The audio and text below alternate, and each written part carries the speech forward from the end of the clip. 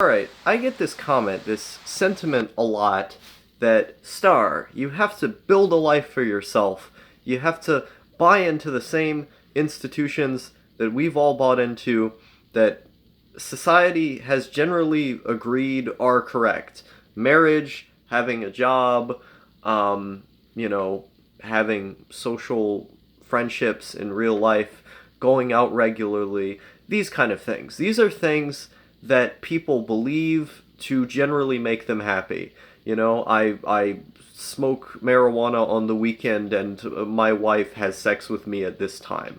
I wake up and I go to work at this time after eating breakfast, and I do this every single day because I have a degree in this field and that's what I'll do every single day. And perhaps that works for people who are interested in those things, that they have a career that fulfills them, that they really care about, and they're with a person who they can kind of tolerate around the edges enough to be able to spend life with them. They have this social drive to be around other people, that's their mindset. It's encoded within them. And I don't think that goes against anything we're like biologically programmed to do, because all of the science says that people are social animals. But I don't think everyone is necessarily the same. Like, if you look all throughout history, even in like theology, where you have these religious historical figures, you had a lot of monks thousands of years ago. You had a lot of people who, the reason why they were subscribed into biblical texts as being these, wisdom, hermits who know all of these things, was because people like that existed. Like, they wouldn't have been able to know that these guys who go off into a cave for however long to study the word of the Lord, these people didn't just come out of these guys' heads. These were real people who did these things to one extent or another. They were, even if the people in the specific texts weren't real, they had someone that they were basing it off of. And so hermits, to some extent, have always existed. That's why, like, in the DSM, they have things like autism or schizoid personality disorder, where they just prescribe these peculiarities with certain humans, where some of us just don't want to be around people. Some of us have very flat emotional affects. We don't particularly connect in a negative or positive way. We just kind of exist. And those people are extremely rare. But there's a large contingent of psychological research that would suggest that those people do in fact exist. And if you go all throughout history, as soon as we've been able to write things in the religious context, these people started to show up. In the historical context, there weren't a lot of them, but there were hermits that showed up. You look at religion like Buddhism, for instance. We've had tons and tons of these monks who, for the sake of enlightenment, go up into the mountains and they stay entirely by themselves for 40, 50 years or however long. And those people seem to be happy with their life. They go out and forage for food. They choose to eat as little as possible as a part of reneging on desire. Or maybe, they'll farm something in their little hut that they have. But they live life. And they've done so with the pursuit of self-control in mind. These are people who are oftentimes in their 70s. Many of them started as young as I am or a bit older. So these people have always existed. And I think the sort of immediate assumption that people have is that you're like them. Not because they even necessarily want you to be like them, it's just easier to give advice when you are similar to them. Now, take for instance the video that I released recently on school. I said school is driving me insane. And I got a couple comments that told me, Star, why don't you just work out? Why don't you just get a job and then you'll feel better? Why don't, you get bigger muscles or something? And this was the advice I got. And of course, my response was that I've tried these things before. You know, when I lived in Maine, for instance, every single day I had to get up out of that house early in the morning and walk all across the town that I was in until like 5 p.m. and then I would get home. So I spent the entire day, oftentimes carrying a heavy load on my back, just walking all over the city, you know? Because I had to go back between jobs because I was applying for jobs. Because if I didn't, you know, there was a very good chance we could have died. And so I had to apply for jobs, and we didn't have a phone at the time because we couldn't afford phone service. So I had to walk back, sometimes for like a mile or more, to go check on these establishments that might have hired me. This was exercise. This was moving that I did constantly for like months, every day. And it didn't improve my mood at all. I felt basically the same, if not worse. And even like my sleep problems were pretty much the same with all this movement that was occurring. And so it goes against the idea as well that like you just need to move around more, live closer to a gym, bro, if you want to fix your sleeping problems. It didn't fix my desire to be alone. It didn't fix the mental health issues that were occurring at the time, and it certainly didn't fix my sleep.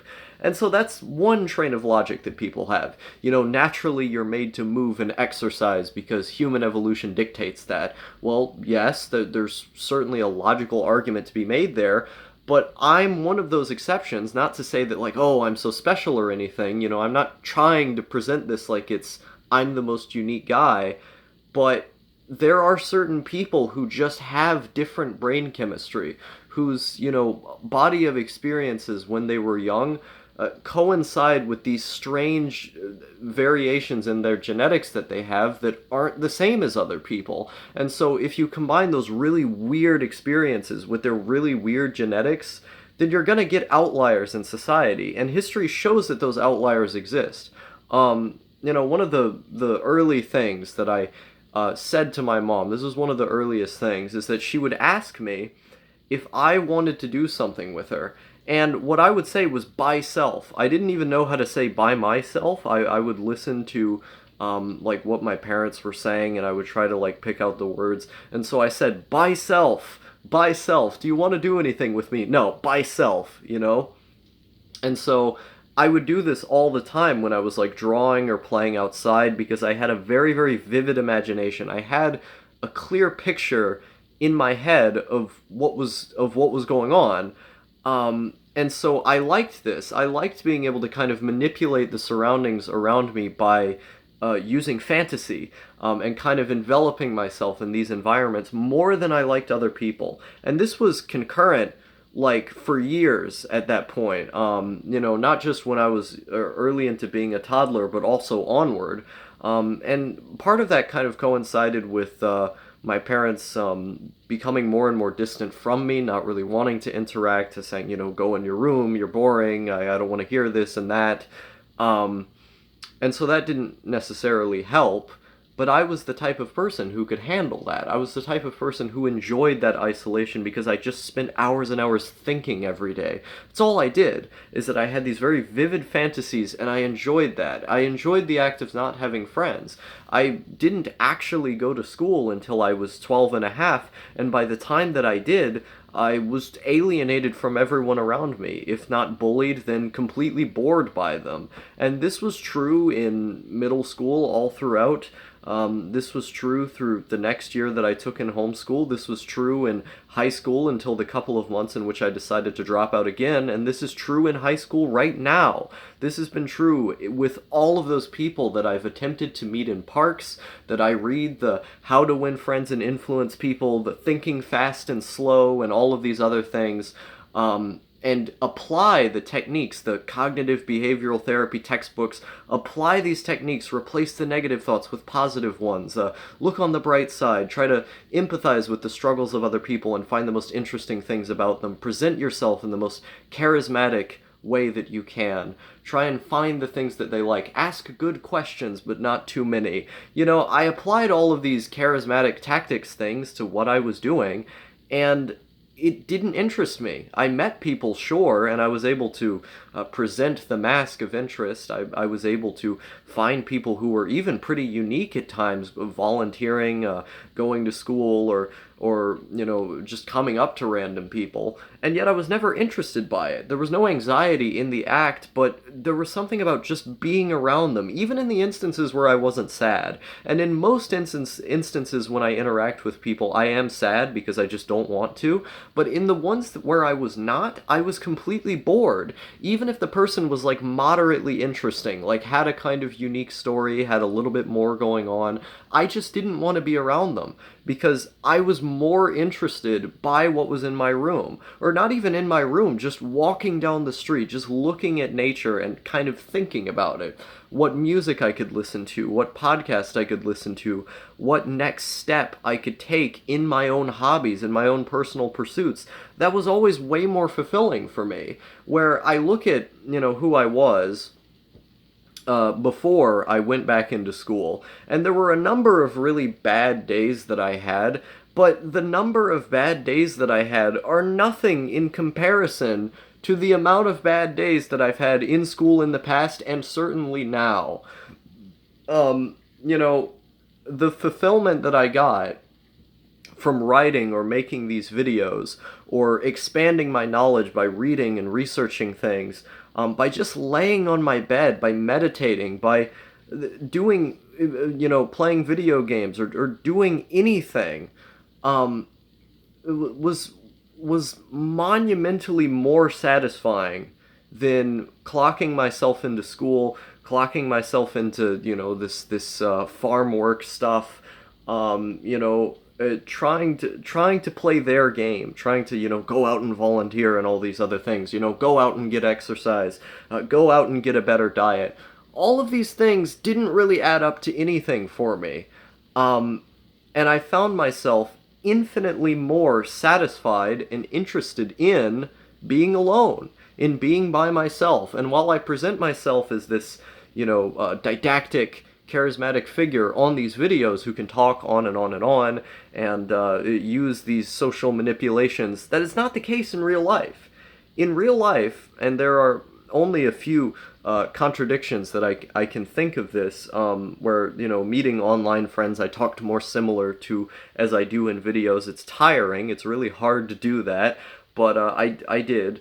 By and large, like, I almost have a flat affect when I talk to people, and there's large gaps in which I don't speak. It's like I have this like flat tone when I speak to most other people. And it's like I disassociate from the action a lot of the time, that I'm just not interested in it. I just want them to go away. And it isn't the same as being afraid of them necessarily. It's just a radical disinterest. And I think because of that, and also because of these experiences that I've had in relationships, every single romantic relationship that I've gotten into, physically or on the internet, I've always found the people very, very boring.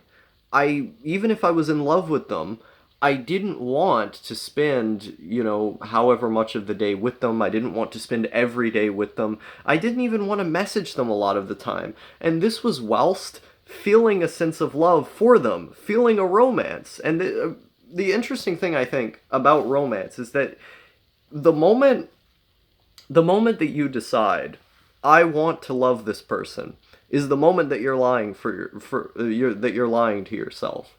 Because in my experience, at the least, in my very, rudimentary, kind of simple, inexperienced state that I'm in, and maybe I'll change my mind when I get older, but in my experience, it's not something that you can control. You cannot decide, I want to love this person and stay with them for the rest of my life just because my parents tried to do that and it didn't work. Now, my dad would spend hours and hours having these pragmatic arguments with my mother about relationship must stay, and I'll do this and you'll do that, and he attempted these plans of this, pragmatic, we don't need to love each other, we just need to put on the mask and all this stuff. I watched them for like most of my life trying to do this pragmatic way of doing things, trying to feign a sense of love for the sake of keeping the family together. And it only caused more harm. It only made the situation even worse. And I look at my own experiences, and I look at how the minutia, the tiny amount of times in which I felt any romantic feelings whatsoever, which is very hard for me, um, it was not in my control. I couldn't will it into existence. It just happened. It's like it hits you like a bullet. You don't expect it to happen, but then it does. Um, and in these moments, uh, I made this person like the object of my obsession in a sense. But the moment that I was with them, this is the strange part, I had very little interest in them. I was excited like the first day or the first 2 days, but when I was with them, I wasn't interested. I would seclude myself from all of my friends and only talk to this person, but many of those times I would not even talk to this person. I would seclude myself, even from them, would not talk to them as much as I would to, other people, or just like anybody. I wouldn't talk to anybody. Um, and I don't think other people who are in love have the same experience. They don't completely shut themselves off. There was this guy, what was his name? K.E. Anderson. He comments on my videos sometimes. He doesn't like my videos, though. But I was on a live stream with No Thank You, and I did this debate with K.E. Anderson about my content. He just didn't like my videos. And it was a really informative conversation because I kind of learned a lot of the problems that people who don't like my videos have with me. And this was really interesting, is that one of the things he brought up was that he said that I sound narcissistic and unhealthy because I talked in a video about how making, art of some kind was way more important to me than being in a relationship, and that I, quote unquote, cut off relationships because I wanted to do that instead.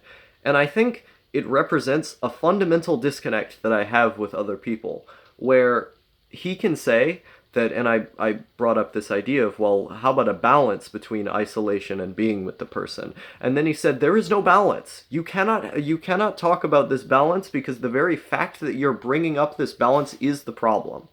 And I wanted him to elaborate on this, and he didn't really do it. But I found that point very interesting, because the only way that I would be able to have any kind of long-term relationship with someone in that sense would be if I got my isolation, if I had a lot of it, if I were allowed to completely seclude myself into my room. I remember reading a story about Albert Einstein, is that Albert Einstein, when he was alive, he wanted to be alone so much that his wife would actually bring meals to his door, that he would stay in his room completely, just locked in there doing his work, that she would have to bring meals to his door because he was so secluded. But she stayed with him anyway. Those people don't really exist in most cases. It's very, very rare. And to that end, I gotta wonder, like, if love is just this temporal desire that fades away eventually with so many people, and if the act of finding it uh, has so much time put into it that that time could easily be spent doing something that I do care about, then what's the point of seeking that relationship in the first place? Oh, you can't have this balance is never here. Maybe you're correct. Maybe the point that I've been missing this entire time is that he was correct, and that by trying to seek this balance between wanting to be by myself and wanting to be in a relationship was a false dilemma in the first place. It was the two things that were not able to be put together. And the only thing that tells me is that I shouldn't be seeking a relationship in the first place. And it's kind of ironic because the intention of his argument was to tell me to seek one, is that by arguing that you cannot have this balance, you must seek love, he was attempting to tell me that I needed to let go of the isolation, that I needed to let go of the need to be by myself. But I simply enjoy it more. I like it more. It's not a question of which one I am picking over the other if I allow myself to suffer for art and all this other stuff. No, no, no, no. If I didn't do any of this, if I didn't write, if I didn't make videos, I would still be doing the same thing that I have done for the majority of my life, which is to be alone. I would be doing it anyway. It's just that while I'm making these things, I have more things to do in isolation. But the isolation would remain there. It would be there anyway, you know? And so, what his point presented to me was that yes, the majority of people will not put up with my bullshit, and that's a good reason to not put up with the majority of people either. And that by seeking love, you're not only going to be immensely disappointed the moment that that spark actually does hit you, that feeling in your gut that's also rare, um, because a lot of people aren't going to return it. You know, it's hard enough for me to feel it. And this is the other thing that I think people don't understand is that I felt love all of like 2 times. And people tell me that's insane. You know, when I tell that to people my age, they say, "Oh my God, I felt love every day. I see her and she is my existence. She is my life." I don't get it. I've never understood this. Even when you're like in like the deepest cycles of puberty that you're supposed to be in, I didn't feel it. I had no sexual interest even. I would just stay in my room, and when other kids were, yanking their chain or whatever, I was just sitting there, reading, or thinking about some kind of strange thing, going on GameFAQs and looking at old video games. Um, this idea that you have to be married, I don't think applies to me. And of course, the world is constantly in motion. The things that happen yesterday are not always going to be the same as the things that happen tomorrow. People get blindsided all the time. Changes are made constantly. But I think given this continual occurrence that has existed, this feeling that has always remained the same, that I've always gone back on, even after trying to be a normie as hard as I can, even after reading all the self-help books, even after putting myself in all of the situations in which a normie must be in, I have continually reneged on the faith that I could be one. Not because of failure, but because of disinterest. And it's here that I think is the root cause of why I will never get married. And it may sound like an arrogant proclamation to make, but based on all of the information that I have now, and the way that this current has existed for my whole life up to this point, and the way that doing all of these things hasn't worked to change that, I don't see myself having interest in these things. And it isn't just because of this narrative consistency, it's also because, like, the problems that are involved in marriage oftentimes seem to just be too much. Take for instance, like I kind of brought up the temporal nature of love earlier, is that Charles Bukowski, he had this great bit in an interview, was that I believe they asked him something like, what does love mean to you? And he said, love, it fades away. And a female reporter who was asking him, she kind of giggled a little bit. It fades away. Yes, it fades away. And it's, the thing is that these things are impermanent. They're not forever. But the sort of Judeo-Christian ideal that marriage represents is that it is forever. That under God's eyes, you are forever bound with this person because of the nature of your love being so strong that it transcends the physical presence into a spiritual one. I do not think, and this could be said as a religious person, is that many religious people have made this same argument even. I do not think that spiritual, ephemeral, everlasting bond exists. There are some people who a similar thing may exist for, but by and large, people, I think, fall out of love at some point. And it's only the consistency, the need to be around someone who has always been around that keeps them together. That spark, that loud feeling that was inside of them in the beginning, rarely comes back. And that's okay. On a purely pragmatic basis, that is okay.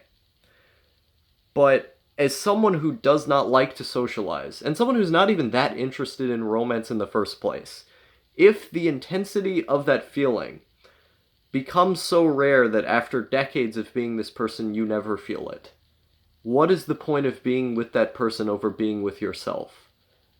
I fundamentally do not understand loneliness. I don't.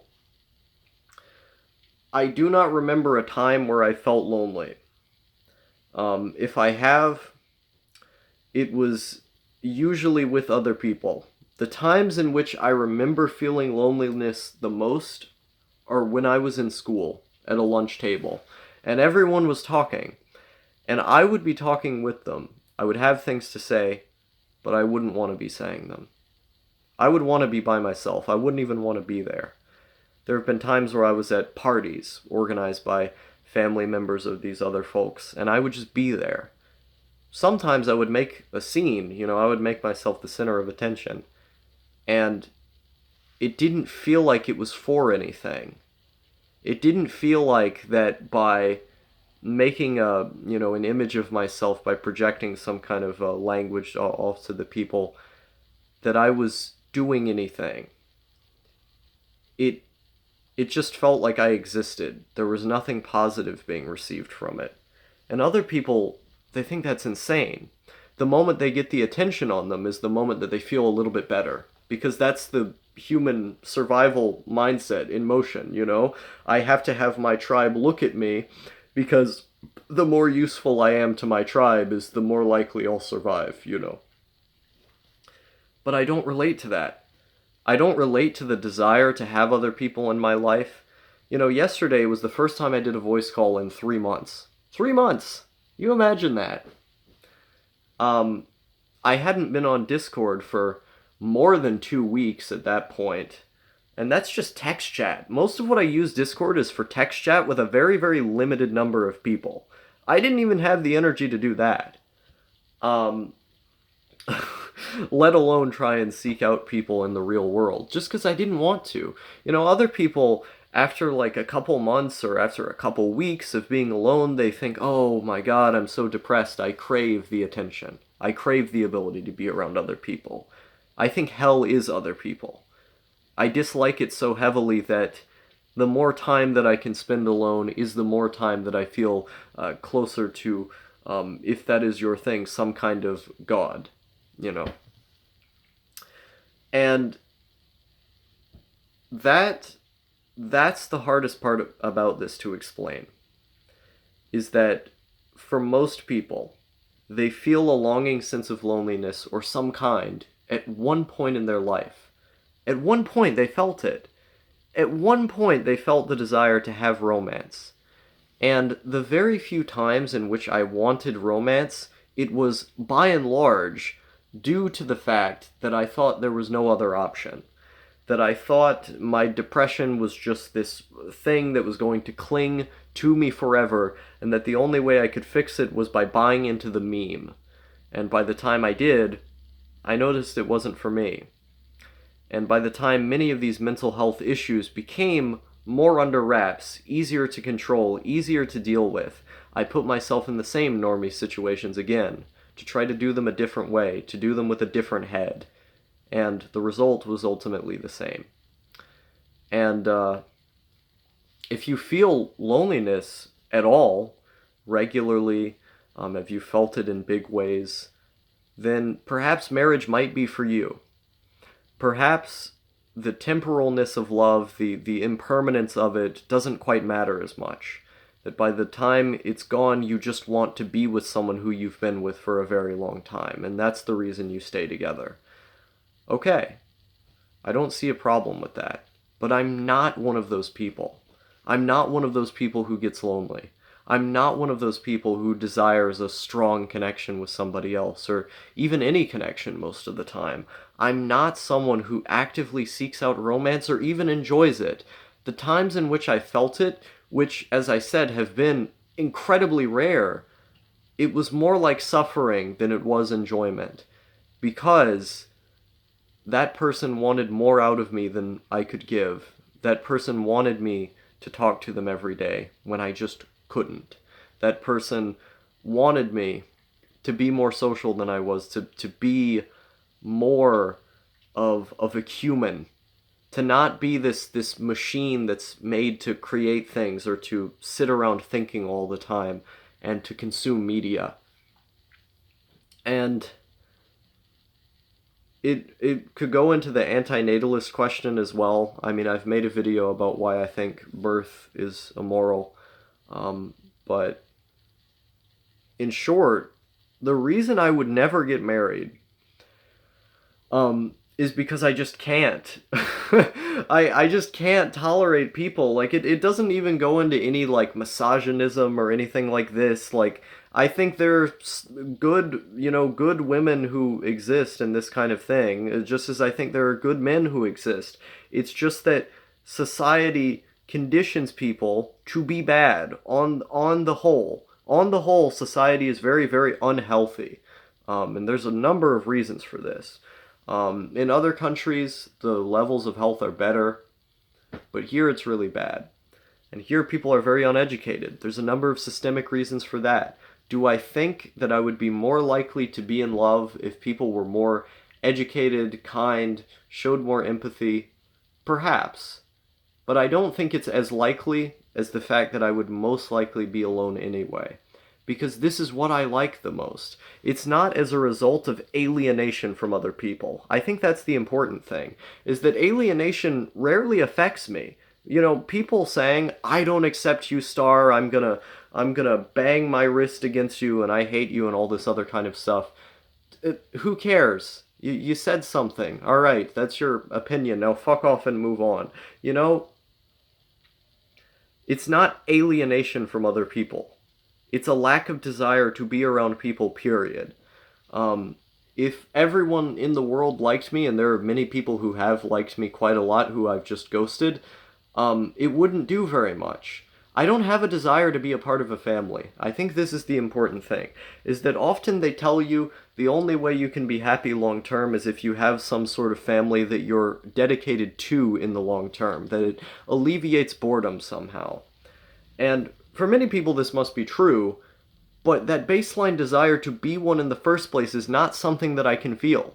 For the vast majority of my life, with my family that I'm in, I've said, by self, I want to be alone. I want to do things my way, forge my own path. And I haven't had the desire to be in a family. I've almost been this like autonomous individual, which is weird, because most of the philosophy that I preach is like collectivism, you know? But I think that works the best for other people. It just doesn't for me. And so, observing these kind of behavior patterns, if I don't even want to be a part of my own family, like the good family that I have in these kind of things, then why would I want to build my own? What would I gain out of that? What would I gain out of having to interact with certain people every single day? Having to raise them? God forbid, do you know how strange I am? What kind of kid would someone like me make? Probably not a very good one, with the way that I talk. So I don't see it. I don't see it happening. It's not just an antinatalism thing. It's not like an incel thing. I mean, there are arguments that those sides make that play into my worldview, and I think a lot of those arguments are oftentimes correct. The majority of it for me is just a plain lack of desire to be with people. That's why I'll never get married.